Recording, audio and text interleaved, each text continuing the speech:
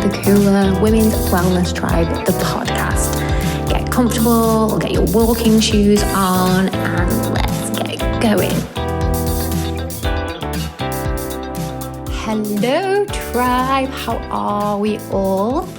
We're well into spring now. I can feel the weather getting warmer. Good for you guys in the UK, but anyone in Dubai, any of my listeners in Dubai where I am, not so good because it's getting very hot.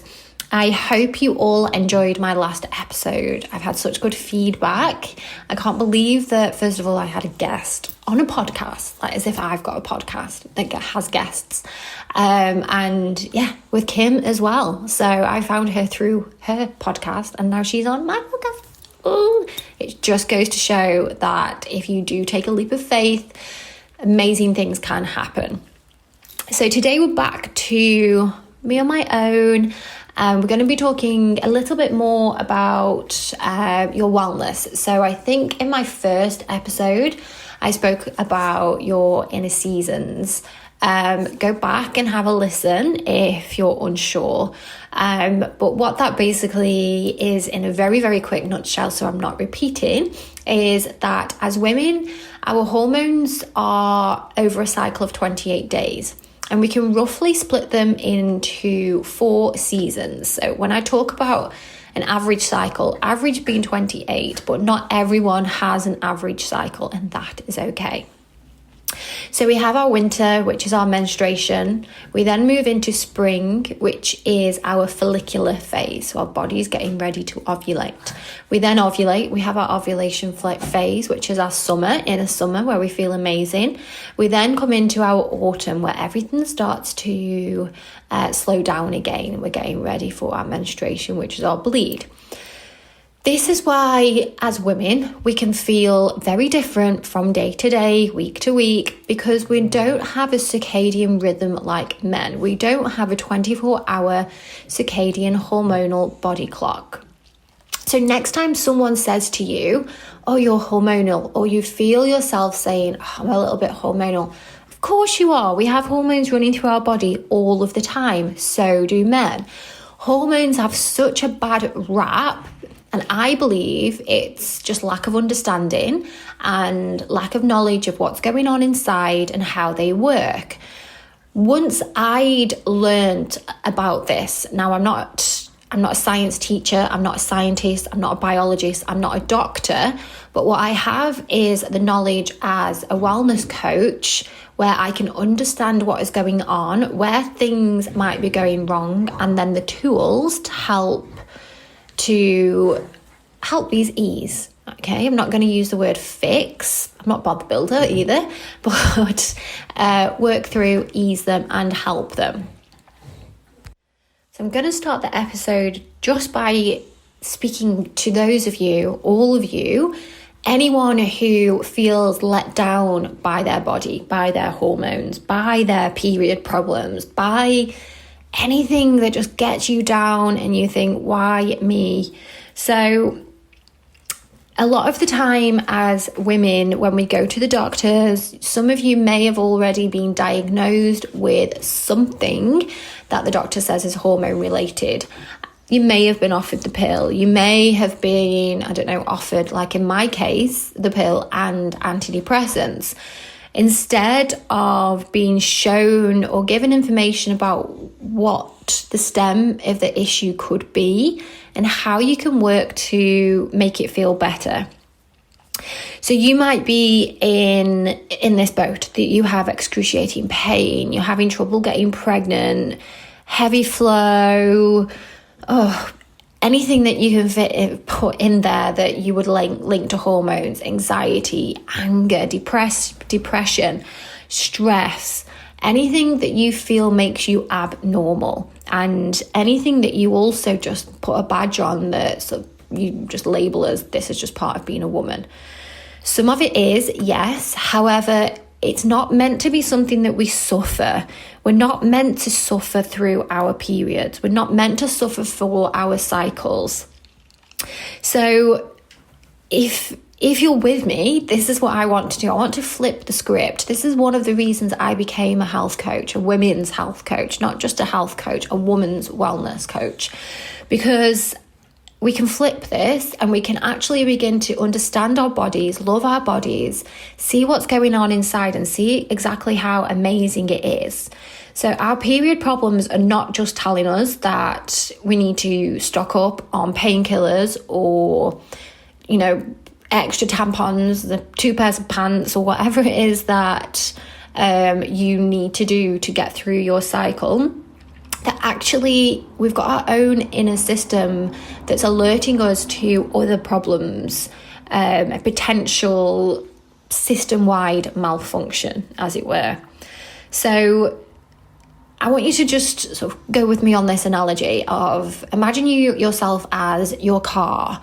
You know that when your car needs petrol, you put petrol in. We put air in the tyres, we take it for a service, the brake pads, the brake fluid, we put washer in the washer thing.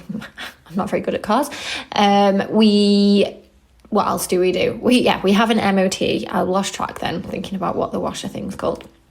Okay, but we look after our cars, and when we feel or hear something going wrong, we take it to the garage. You probably call your dad first and ask him, what's this noise? But then, we take it to the garage. So why don't we do that same level of care for our bodies? When something is going wrong or sounds or looks different, we don't need to rush to the doctor, first of all, but this is where our lack of understanding comes from. So if you imagine that you understand the mechanics of a car, you'd open the bonnet, you'd have a look around and you'd say, oh yeah, this is broken. And then you have to take it to the garage to be fixed. With our bodies, we have that bit missing, the understanding. So we either ignore and carry on because we think it's just what should be happening. We're women, we bleed, and if we leak all over the place and we're in excruciating pain, it's okay because it's going to end in 5 days. But that's not how it should be. We should be giving ourselves the same care and consideration as we give our cars. So what I'm going to do today is give you a whistle-stop tour in your hormones, how the main ones work, and so you have a bit more of an understanding of what's going on in your body, these little hormones, what they're doing, and I'm also going to link them to potential problems so that you can see where the problem could be within the hormone. So the stem of the problem could be your hormones, and then what the problem is. So making these changes, I'm just going to go through it. I'm going to go for it. So I'm not giving too much information here. So let's just go. So as I said at the start, hormones get a bad rap. Hormones we use as an excuse when we're in a mood, when we can't be bothered. Oh, I'm hormonal. Or you cry at a movie. Oh, I'm hormonal. And we only tend to use it when we're coming onto our bleed. So first of all, that needs to stop, especially if someone uses it to you when you're not coming into your period and you're just having an opinion. I think I've mentioned this before on a podcast, but it really grinds my gears when my boyfriend still does it and he knows what my profession is. He will still say like, oh, are you due on? Are you hormonal? Like, absolutely not. I'm allowed to tell you off because you've annoyed me, or you've left socks on the floor, which annoys me at any time of the month. I do not need to be on my period to get annoyed by that. So this hormonal thing, try and stop yourself from doing it, because matter of fact, we're hormonal every single day. Hormones are moving through our body all day, all night, every single day. There are actually, and I'm going to probably get the number wrong, so I'm going to give you about 50 different types of hormones that work through our body. So our hormones are in charge of lots of different things, not just our menstrual cycle, our appetite, our sleep patterns, how we respond to stress, digestion, anxiety, and everything else in between. So this is why it's important to have the basic knowledge I'm going to give you today of how your hormones work and trying to piece together an understanding of what is going on in your body. So we have different glands. You may have heard of some of these glands. So there are several major glands, and they all come under something called the endocrine system. So I'm not going to go through every single gland. If this is something you're interested in, I spend a bit more time on this in my coaching programs. So collectively, the glands, the endocrine system produces these hormones. So like I said, I think it was about 50 from when I was researching this. Now, imagine that the endocrine system is, again, let's go back to the car engine. Everything has to work in order for it to work. So with everything working in harmony with one another. So imagine when you get in your car, you put your key in the ignition, you turn the ignition, and it starts the engine. I probably should have used a different analogy because I don't know much about cars. But then as I imagine, the energy then goes to the engine runs, it knows when you're pressing your brakes, etc., etc., etc. If something goes off, we then can tell, and the car feels weird or the car feels different, and there's disharmony. There's disharmony in the car, we know that something's going wrong.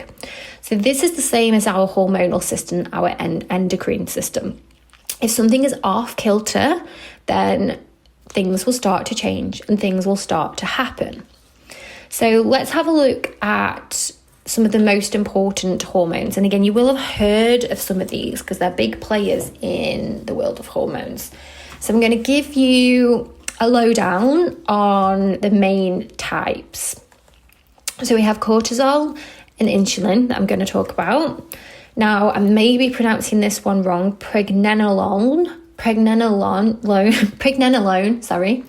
DHE, and then we have estrogen, progesterone, testosterone, thyroid hormones, and melatonin. So I don't expect you to remember the names. So as long as by the end of this you have an idea of little hormones going around in your head, that's how I see them. So when I was a kid, some of you may remember the program.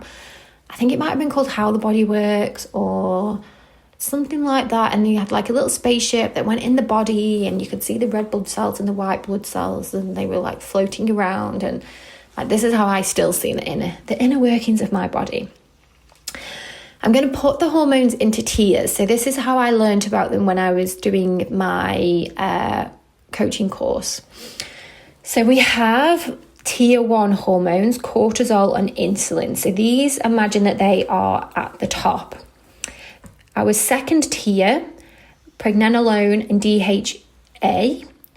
And then we have our third tier, estrogen, progesterone, testosterone, thyroid and melatonin. Now, if tier 1 hormones are off, they can affect tier 2. They can also directly affect tier 3, but then tier 2 can also directly affect tier 3. So if you imagine them in a little diagram, again, in my coaching programs, we have a look and I have a nice diagram for this.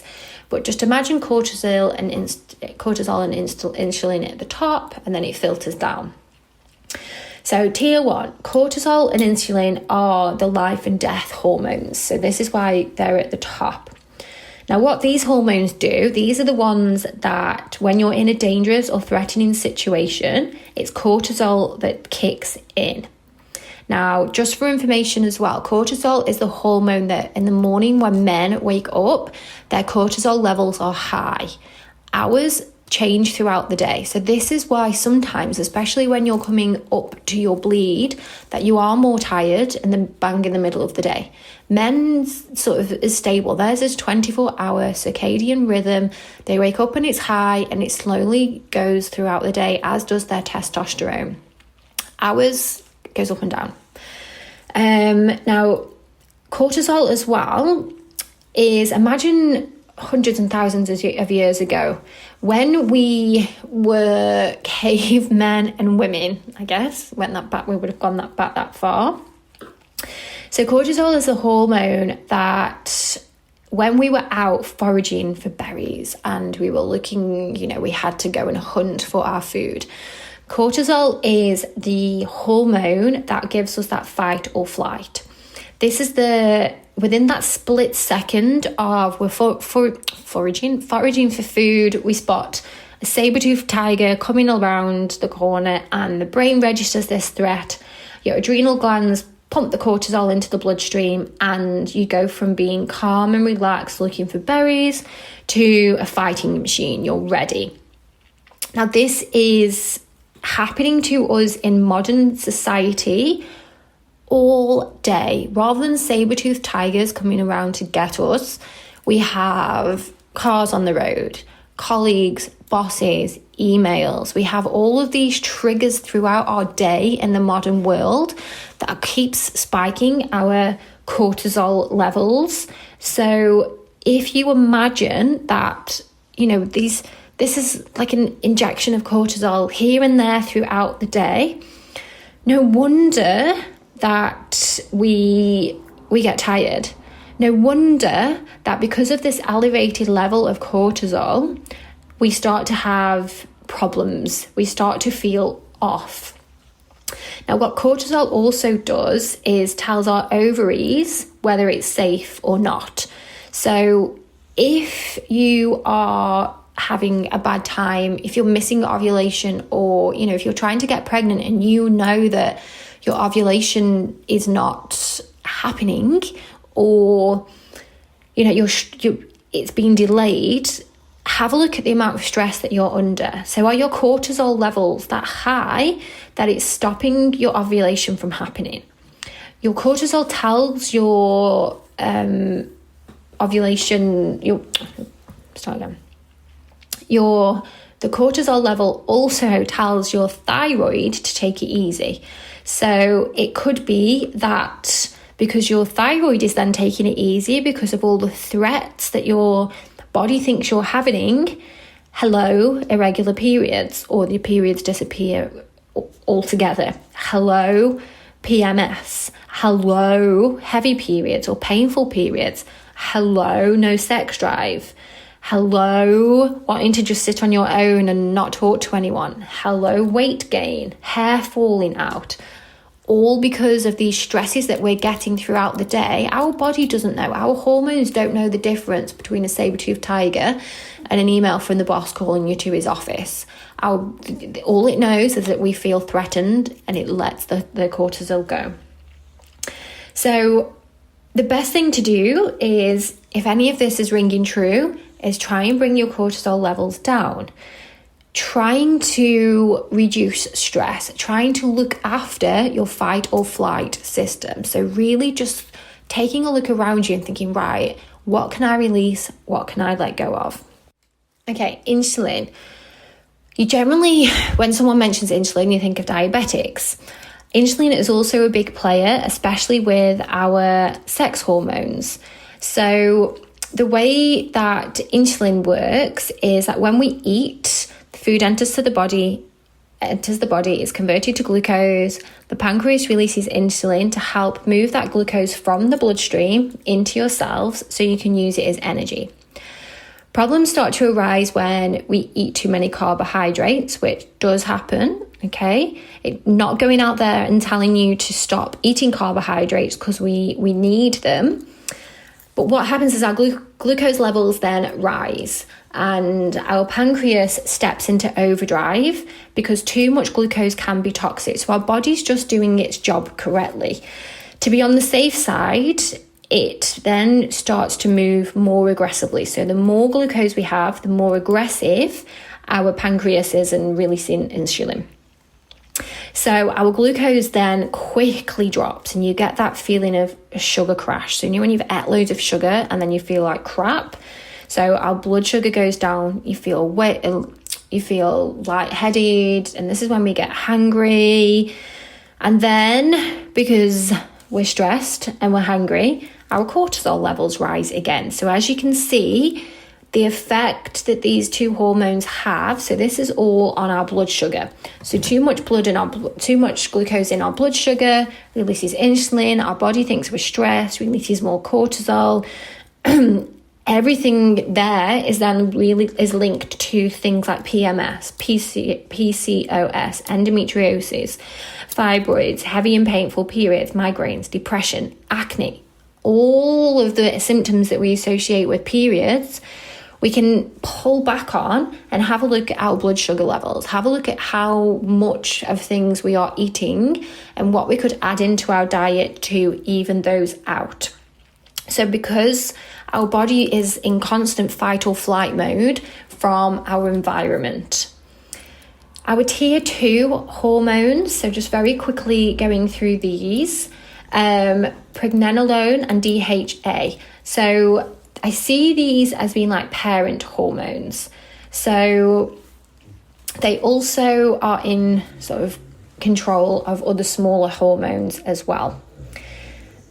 I keep probably saying this completely wrong, but this is how I read it. Pregnenolone is a hormone that, as we're younger, we're full of, and it naturally declines with age. So this is in charge of memory, motivation, mood, and can also help the higher our levels, anxiety and depression. So again, looking at how this changes over time. So as we age, we do need to change our lifestyles to help the natural decline in some of our hormones. DHA this hormone is called fountain of youth.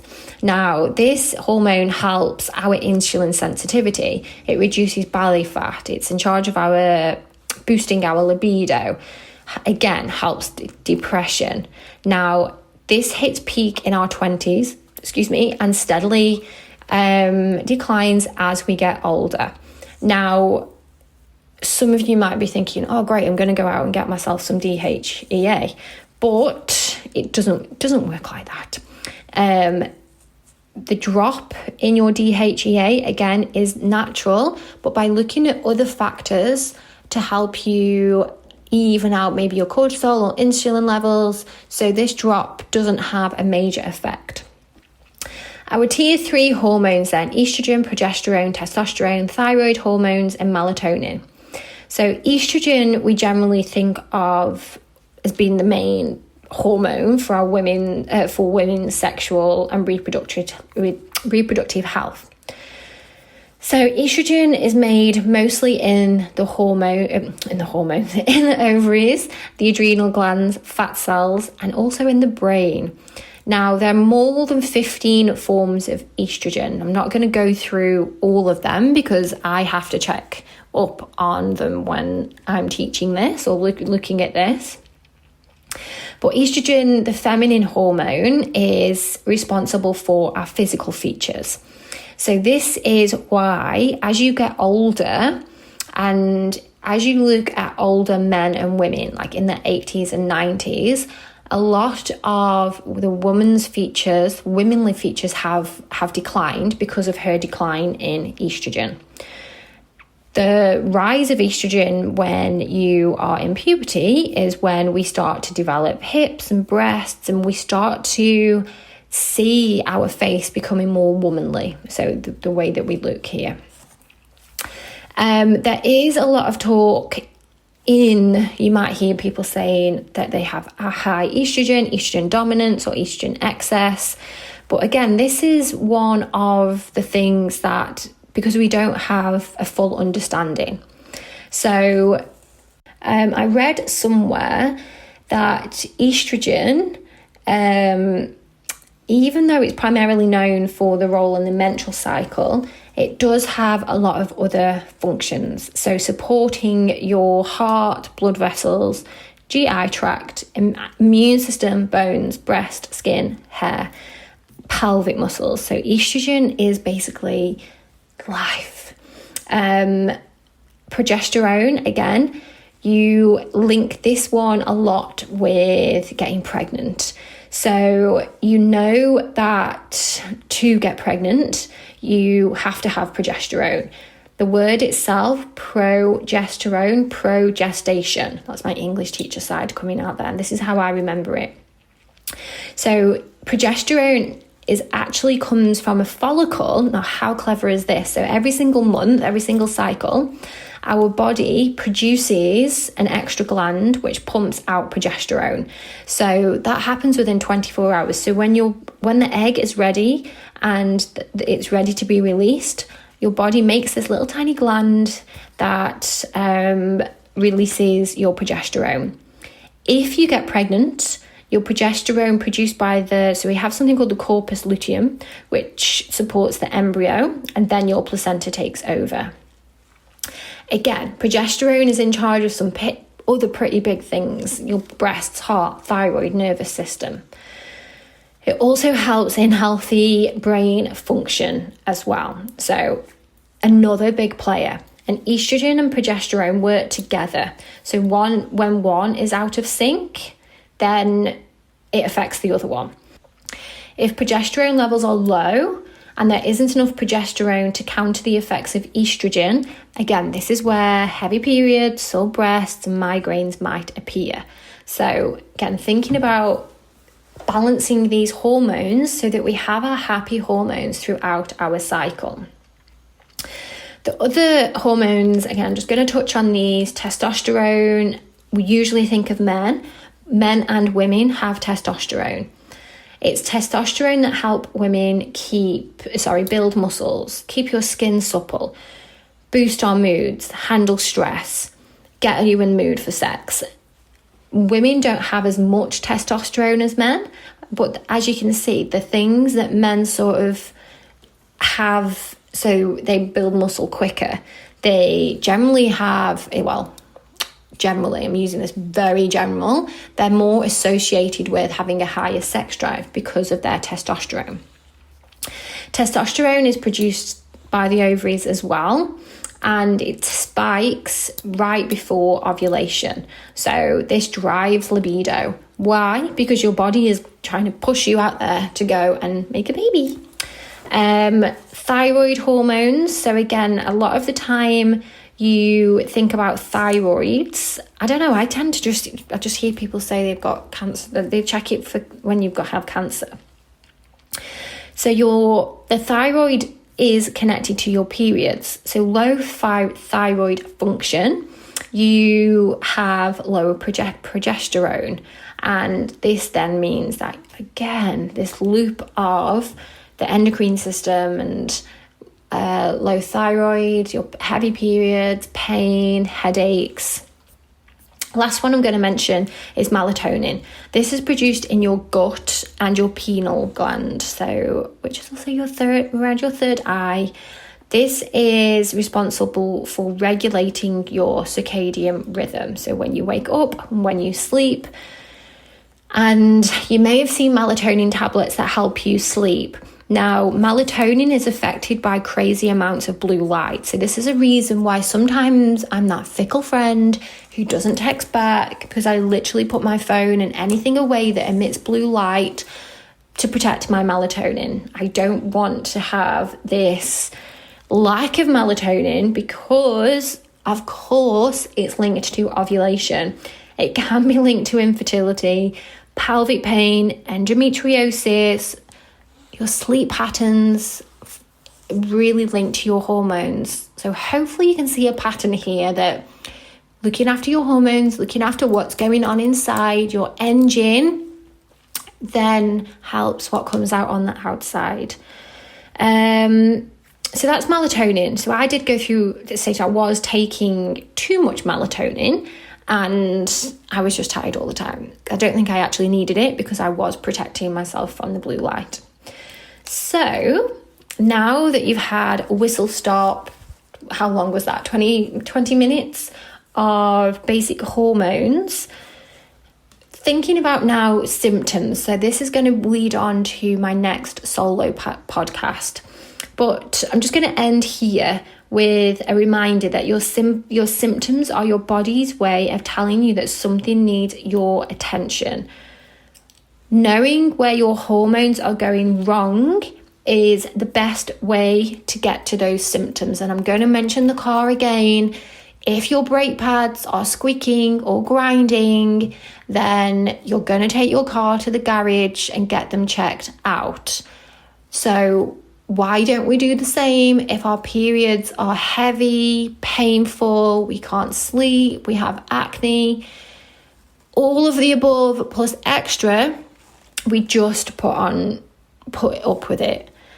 So my mission in life is to help women understand these basics, to help women balance their hormones, learn how to balance their hormones. It doesn't have to be crazy diets and exercise regimes. It's just a lifestyle. It's just looking after yourself. It's self-care. It's understanding. It's working with other women. It's having the tools there to really look after yourself.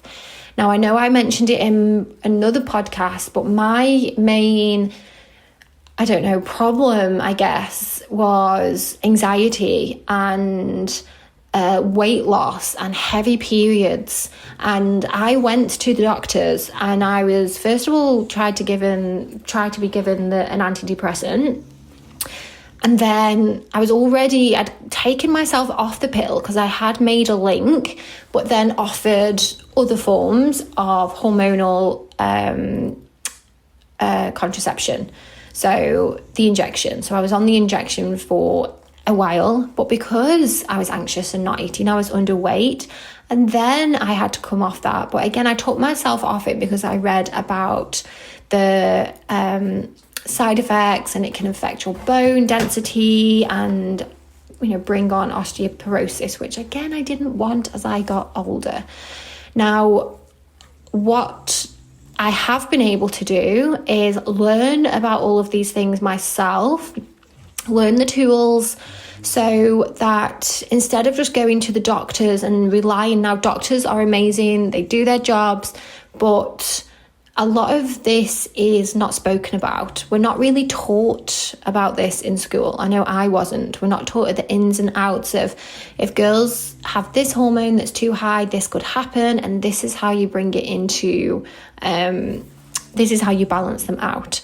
And doctors don't really do that. And again, I know mine didn't. So I'm guessing if mine didn't, a lot of other people's doctors don't either. So it's a quick fix to give the pill. It's like a plaster that gives us these synthetic hormones that just plaster over the problems. They're still going to be there when you come off the pill, but maybe more. But that's all for another podcast. So again, just a reminder that you are not broken. This is not your fault.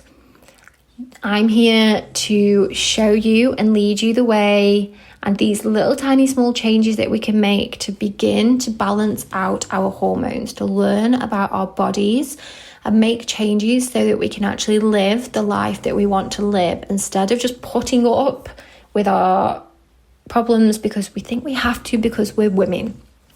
So I'm going to end there. Thank you for coming to my TED Talk on hormones. Like I said at the start, I have a guest next week. I have Susan, who's a tarot reader. She is, I'm guessing, going to read me some cards, talk about how people are beginning to use tarot a lot more to help guide them. We're all becoming a little bit more spiritual. We're all opening our eyes to different ways of thinking and seeing the world. So yeah, I'm excited for Susan. And then I'm going to continue this talk looking at some of our symptoms, PMS, PCOS, endometriosis, all of the above in my next podcast.